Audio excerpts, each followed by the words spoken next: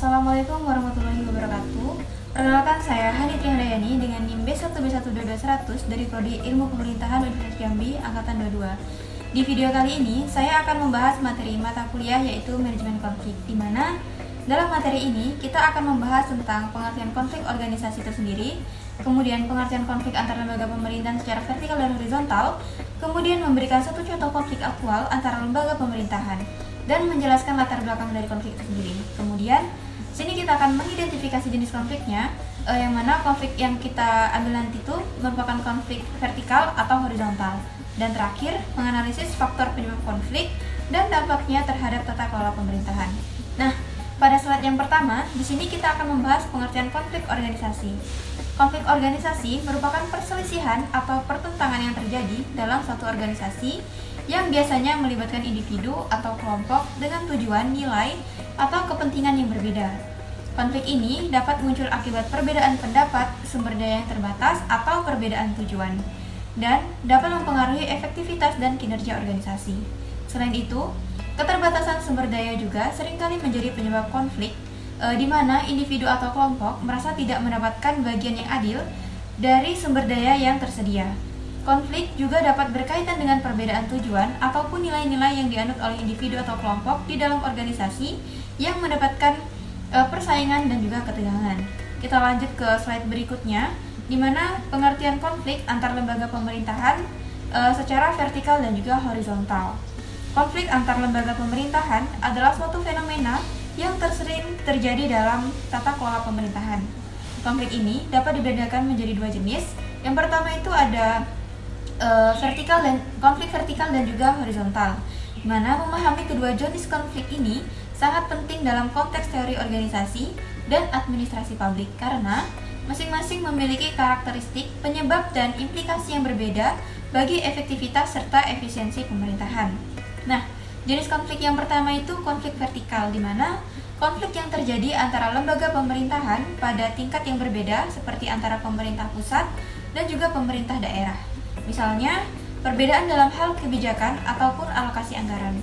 Contoh paling jelas dari konflik ini adalah perbedaan kebijakan yang ditetapkan oleh pemerintah pusat dan juga pemerintah daerah. Misalnya, pemerintah pusat mungkin menerapkan kebijakan yang menetapkan standar tertentu untuk pembangunan infrastruktur. Sedangkan, pemerintah daerah sendiri memiliki pendekatan yang berbeda berdasarkan kondisi masyarakat lokal dan juga kebutuhan masyarakat setempat. Nah, untuk konflik yang kedua itu ada jenis konflik horizontal, di mana konflik yang terjadi antar lembaga pemerintahan di tingkat yang sama.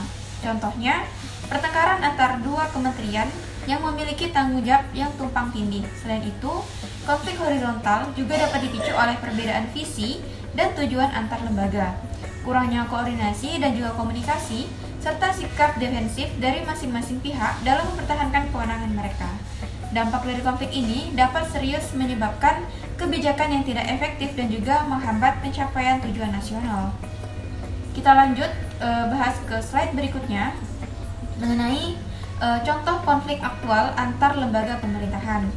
Salah satu contoh konflik aktual antar lembaga pemerintahan di sini saya mengambil konflik yang terjadi di Pulau Rempang, Batam, yaitu mengenai proyek pembangunan Rempang Eco City. Gus, sebelum jatuh tempo pinjol kita tiba, marilah kita bahas tentang Pulau Rempang. Rempang adalah sebuah pulau yang terletak 2.500 miliar nanometer di tenggara Batam dengan luas sekitar 165 km persegi. Pulau ini adalah bagian dari 3 pulau yang disebut Baralang atau singkatan dari Batam, Rempang, dan Galang, yang mana ketiganya berada di selatan Singapura dan Johor. Pulau Rempang memiliki populasi sekitar 6.503 jiwa pada tahun 2019. Terdiri dari 2 kelurahan yaitu Rempang Jati dan Sembulang, yang masuk dalam wilayah Kecamatan Galang, Kota Batam, Kepulauan Riau. Konflik bermula dari rencana pemerintah untuk mengembangkan Pulau Rempang menjadi kawasan ekonomi baru bernama Rempang Eco City. Salah satu proyek yang akan dibangun di kawasan ini adalah pabrik kaca terbesar asal Cina bernama Sinigro. Namun, rencana ini ditentang oleh warga adat yang merasa bahwa mereka telah memiliki hak atas tanah dan lahan mereka sejak tahun 1934. Di sisi lain, Menko Polhukam Mahfud MD menduga ada provokator yang memanfaatkan situasi konflik ini untuk menghasut warga. Jika warga gagal mempertahankan tanah mereka, berarti peribahasa lu punya duit lu punya kuasa itu. Nah, di sini saya juga sedikit menjelaskan latar belakang permasalahan dari konflik tersebut. Konflik ini bermula pada tahun 2023 ketika Badan Penguasaan Kawasan Perdagangan dan Pelabuhan Bebas Batam atau BP Batam merencanakan pembangunan proyek strategis nasional yaitu Rempang Eco City. Proyek ini bertujuan untuk meningkatkan daya saing Indonesia, terutama dalam menarik investasi. Namun, masyarakat setempat yang terdiri dari berbagai suku, termasuk suku Melayu dan juga suku Laut, menolak adanya proyek tersebut. Mengapa? Karena tanah yang digunakan dianggap sebagai warisan leluhur mereka yang telah ada selama lebih dari 200 tahun.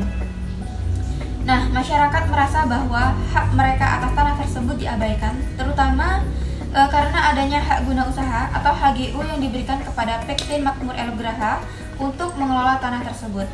Dalam konteks hal ini, konflik tidak hanya mengenai penggunaan tanah, tetapi juga berhubungan dengan hak asasi manusia, pengakuan terhadap hak-hak masyarakat adat, dan keberlanjutan sosial.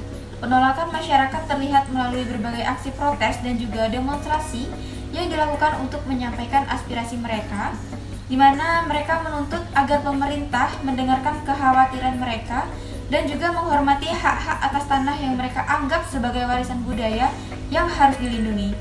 Konflik ini juga menggarisbawahi di mana pentingnya dialog yang inklusif antara pemerintah dan juga masyarakat penggarap, sehingga pembangunan dapat dilakukan secara keberlanjutan tanpa mengorbankan warisan budaya yang ada. Lanjut ke slide berikutnya. Di sini kita akan membahas jenis konflik dari permasalahan di atas, yang mana yang masuk di sini tuh konflik dari di atas itu masuk dalam konflik vertikal atau horizontal. Nah, jenis konflik dari permasalahan di atas masuk dalam konflik vertikal karena konflik ini dapat digolongkan sebagai konflik vertikal karena melibatkan interaksi antara pemerintah BP Batam dan juga masyarakat adat yang merasa hak-haknya dilanggar. Konflik vertikal ini merujuk pada jenis konflik yang terjadi antar dua pihak yang memiliki hierarki ataupun struktur kekuasaan yang berbeda. Nah, dalam konteks ini, pihak yang lebih tinggi, yaitu pemerintah, berinteraksi dengan pihak yang lebih rendah, yaitu masyarakat, yang mana merasa hak-haknya itu terancam. Kemudian kita lanjut lagi ke slide berikutnya, di mana di sini kita akan membahas mengenai faktor penyebab konflik, yang mana ada 3 faktor penyebab konflik. Yang pertama itu ketidakpastian hukum, di mana terdapat tumpang tindih antara penguasaan tanah oleh BP Batam dan hak masyarakat adat atas tanah tersebut, di mana batas-batas pengolahan tanah tidak diuraikan dengan jelas sehingga menimbulkan kebingungan dan ketidakpuasan di kalangan masyarakat. Ketidakpastian hukum menjadi salah satu faktor kunci yang memicu konflik antara Badan Penguasaan Kawasan Perdagangan dan Pelabuhan Bebas Batam dan masyarakat adat di Pulau Rempang. Nah, dalam hal ini terjadi tumpang tindih kepentingan antara pengusahaan tanah oleh BP Batam dan juga hak masyarakat adat atas tanah yang telah mereka huni selama berabad-abad.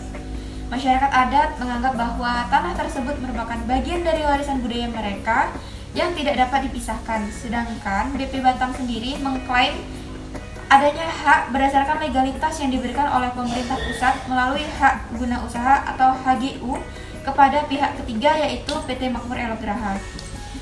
Kemudian faktor penyebab konflik yang kedua yaitu kurangnya komunikasi, di mana pemerintah tidak melibatkan masyarakat dalam proses pengambilan keputusan terkait proyek yang berdampak langsung pada kehidupan mereka. Hal ini menyebabkan ketidakpercayaan dan penolakan dari masyarakat. Salah satu penyebab utama dari konflik ini adalah kurangnya komunikasi yang efektif antara pemerintah dan masyarakat setempat. Dalam proses perencanaan proyek Rempang Eco City sendiri, pemerintah tidak melibatkan masyarakat dalam pengambilan keputusan yang berhubungan langsung dengan hidup dan masa depan mereka. Akibatnya, masyarakat merasa diabaikan dan tidak memiliki suara dalam menentukan apa yang terjadi dengan tanah mereka. Kemudian, faktor yang ketiga itu perbedaan kepentingan, di mana masyarakat adat menginginkan pengakuan atas hak tanah mereka, sementara pemerintah dan inspektor lebih fokus pada pengembangan ekonomi dan juga investasi. Dalam konteks konflik ini, perbedaan kepentingan antara masyarakat adat dan pemerintah menjadi sangat mencolok.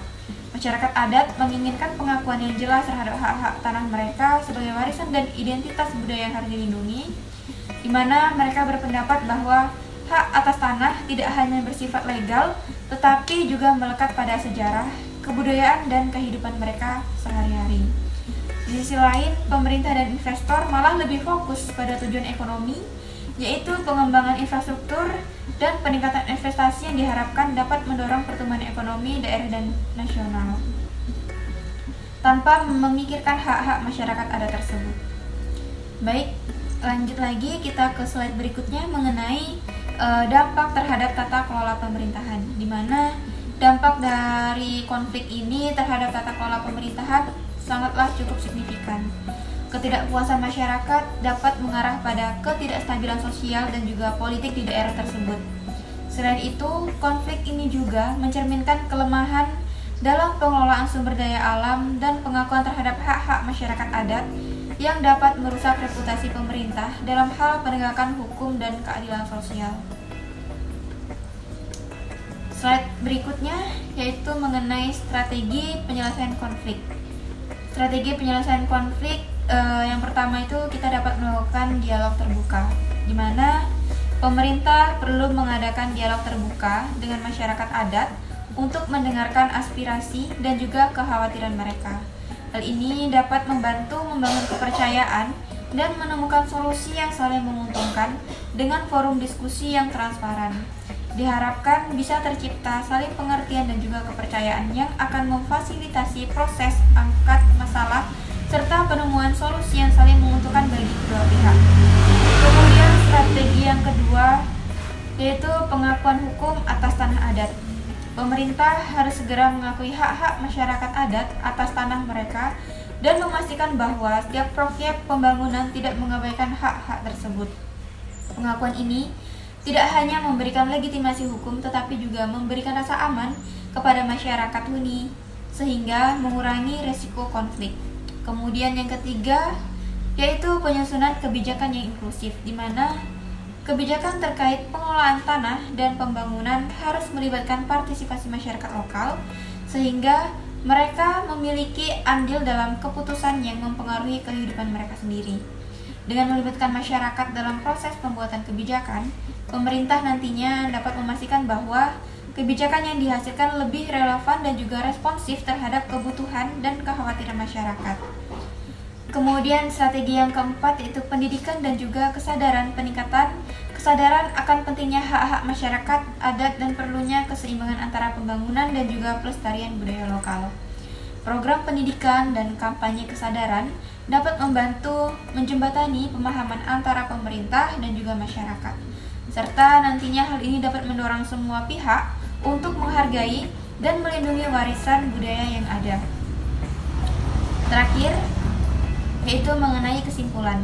Kesimpulannya, konflik antar BP Batam dan masyarakat adat di Pulau Rempang merupakan contoh jelas dari konflik vertikal yang terjadi akibat ketidakseimbangan kekuasaan antara pemerintah dan warga lokal. Pemerintah di dalam hal ini, BP Batam, mengambil keputusan pembangunan proyek tanpa melibatkan masyarakat, menyebabkan ketidakpuasan dan pelanggaran tanah terhadap hak-hak mereka atas tanah. Ketidakpastian hukum dan minimnya komunikasi semakin memperburuk situasi, menimbulkan ketegangan sosial, dan untuk menyelesaikan konflik ini diperlukan pengakuan terhadap hak-hak masyarakat serta dialog terbuka yang melibatkan mereka dalam proses pengambilan keputusan, sehingga tercipta keadilan dan keberlanjutan alam tata kelola pemerintahan.